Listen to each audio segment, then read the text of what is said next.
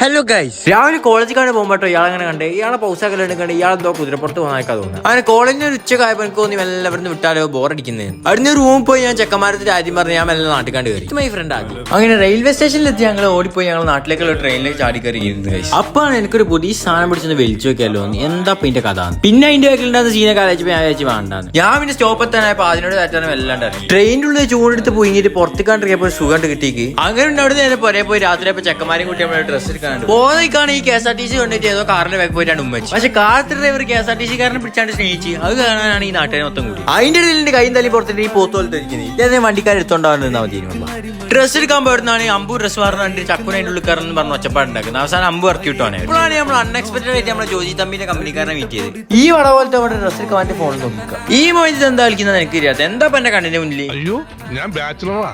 എന്റെ അച്ഛനും ഒരു ബാച്ചിലർ ആയിരുന്നു. അങ്ങനെ ബാച്ചിലറുടെ ഡ്രസ്സൊക്കെ ഏകദേശം കഴിഞ്ഞാൽ അടുത്ത നിസാമിന് ഷൂ നോക്കാൻ വന്നാണ് കൈസ്. പെരുന്നാക്ക് ഈ ഷൂ കിട്ടാലോ കത്തൂലവേ. അവൻ കഴിഞ്ഞ് നമ്മൾ നേരെ കുളിക്കാൻ പോയി. അവിടെ ഉണ്ട് ഡാനിങ് സമലും. അവിടുന്ന് ഓരും കണ്ട് ബൂസ്റ്റ് കുളിക്ക് കുടിച്ച് നല്ല പൈനാപ്പിളിലെ മസാല തേച്ചാണ്ട് അടിച്ചു. പിന്നെ മനസ്സിലായത് മസാല അച്ചാറേനു. അങ്ങനെ നമ്മൾ ഒരേ കണ്ടുപോയി. അപ്പൊ ബാക്കി നാളെ.